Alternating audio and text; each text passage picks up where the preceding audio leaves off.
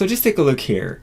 You could be paying between $0 to $5 or $12,000. And that's the kind of difference you could see if Medicare moves more of the drugs that they cover under Part B onto Part D. Today I'll go over the two reasons why that is happening, at least on the insurance plan side as far as what your copays are. And I'll also go over the trends, I guess, that Medicare is doing to move more of these drugs to Part D from Part B. All right, so first, why is it that a drug that normally would cost anywhere from $0 to $5 can jump so high, $12,000 for a 30-day supply?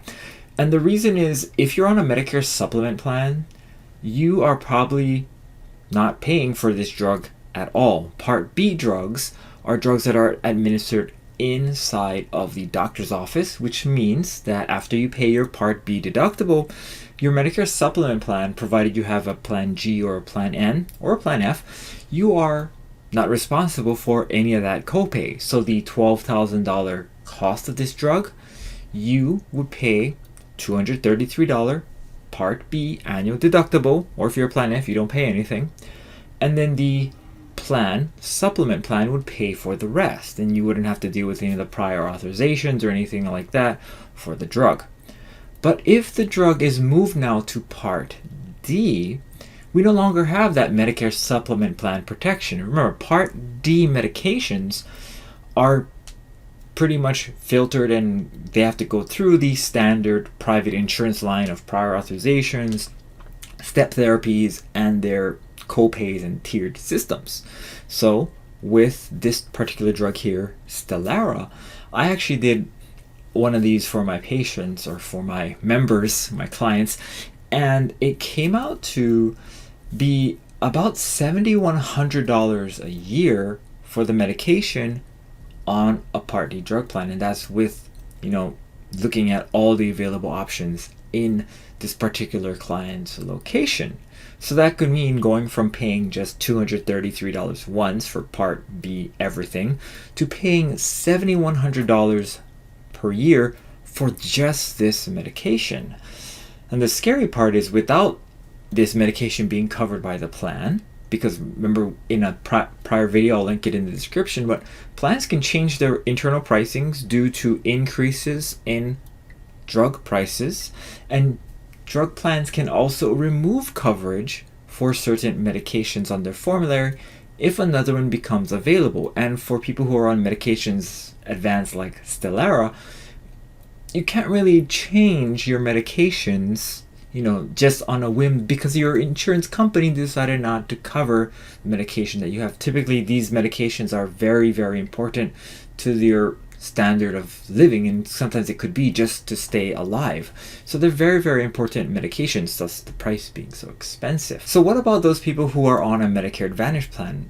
Do they have any kind of ramifications from this? And the answer is yes.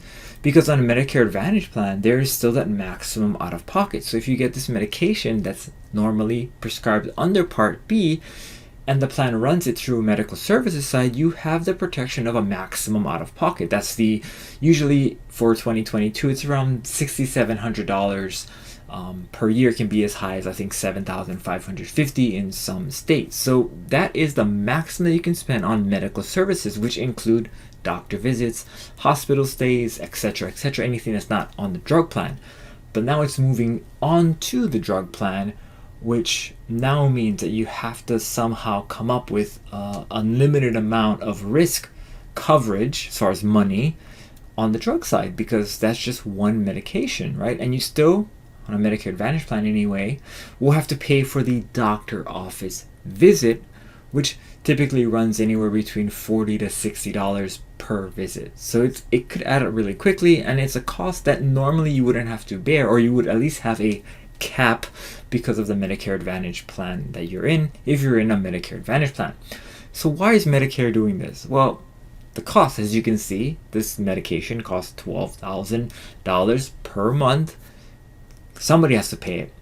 And Medicare is shifting that, I guess you could call it, responsibility onto Part D plans, because Part D plans, is the closest thing that Medicare can do to pushing it off of their books. Because when you go into Part D, if you understand how the Part D payment structure works, a lot of the payment structure is given through the pharmacy or the pharmaceutical company. So the first bucket of money comes from the individual, and that's the deductible, and then about $4,000 of benefits is kind of grouped into the Part D plan administrator. That's your XYZ Part D insurance plan company, and then it goes through to the pharmaceutical company, where the pharmaceutical company is now paying for 70% of the drug cost, and that's part of the Part D payment structure. And then when you get into the catastrophic phase, that's where you only pay 5%.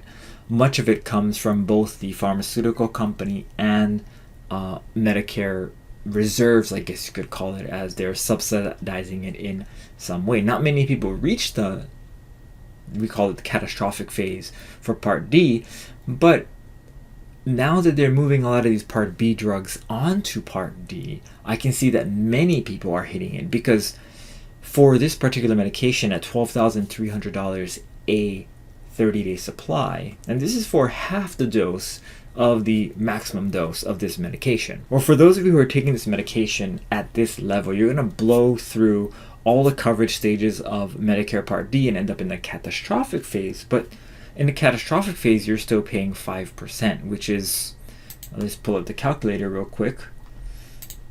We got 25. Let's just round down for fun. So we're still paying $1,250 a shot with catastrophic coverage from Medicare Part D. And what Medicare is trying to do is, again, push this all to the pharmaceutical companies and the plan sponsors, and those folks will, of course, filter down the cost to the consumer, unfortunately. But there's a solution for this. Currently, anyway. They could do away with the solutions soon enough. But there is something called a patient assistance program. And Johnson & Johnson has this specifically for people who are on Medicare. And you got to make sure that you find the one that is specific for Medicare. If you really are having trouble finding it, let me know and I can make a video addressing it, because Johnson & Johnson has one that is for people who aren't on Medicare and for people who are on Medicare, and the form and the income level and the process and the people who actually intake the form are completely different. You can usually call in and they'll direct you in the right direction, but usually when you do it, we'll go get Stellara. If it is a one-member household, as long as you make less than $81,540 per month, you typically would qualify. You have to be a resident of the U.S., be seeing a registered U.S.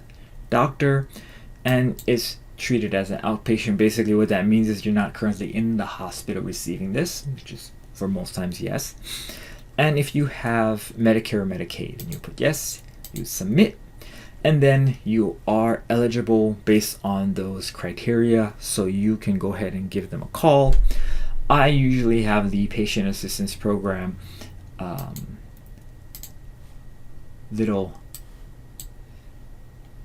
on, there it is, the instruction form. You can go and download this from the website, fill it out. Remember now, for these you will have to get your physician. You have to also provide them with a 1040 or some kind of a tax return. And then you have to make sure that the doctor fills everything out and faxes their portion, and you send in your portion in order to get this stuff covered. I've done this before I've instructed people to do this because I can't sign, I'm not a doctor. But you're able to get this relatively quickly, and from what I understand, their turnaround time is like 48 to 72 hours currently. So it will be, at least you'll know whether or not you have to dish out, $7,000 a year. Hopefully you don't.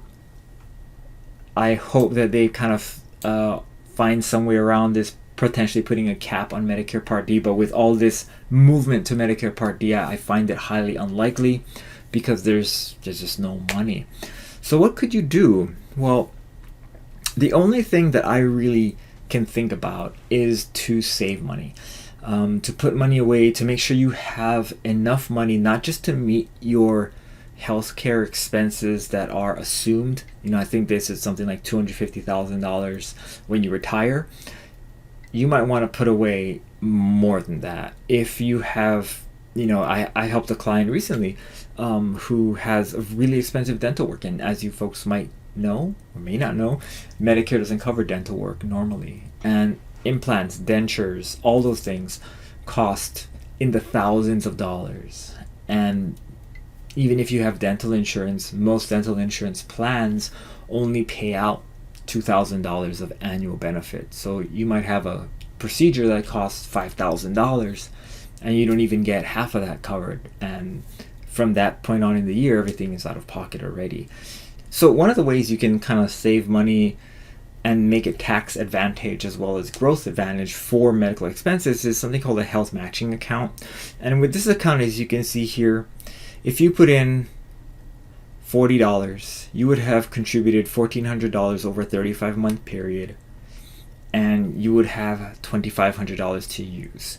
That's not going to cover much of anything if you have a $7,000 dental or a $7,000 medical expense. But you can kind of plan and utilize your assets better. If you know you're going to be on this medication for a long time, use some of that money, position it on the side, potentially buy a bigger account here. I have a client who's on this account here who, they are saving about $13,000 over 3 years, but in those 3 years they would have made a balance to pay for a lot of these things, like the dentures, like these medications, of $30,000, giving them an increase of $17,000 in benefits that they were rewarded just for using this particular savings vehicle. Now again, this is not insurance, this is not an investment or anything like that. It's just a separate way to save money toward your medical expenses, kind of like an FSA or an HSA, kind of similar to those things. So that's what I would suggest looking at if you were interested in trying to save money. Also, for dental, catch things early. A lot of these things like root canals and dentures and stuff, they can be prevented. Now, a lot of times it can't be. But if they can be, go to the dentist often. Brush and floss regularly. I'm not a dentist, but do those kinds of things to prevent huge expenses in the future, right? Because to do a full mount denture is like $50,000 to $80,000. My uncle is getting a full dentures, and the dentures itself is $7,000, for just that, and not to include all the modifications that he has to go through in the future, the pain of having to put those things in just to eat. That's not good. I mean, granted he has diabetes, which is the main cause of it, but still he's gonna have to go through a lot just to do that. So went kind of off the rails here, but I hope that video kind of gave you some context and some at least knowledge. I'm here to provide you with information so you can make good choices, educated choices on how to approach things.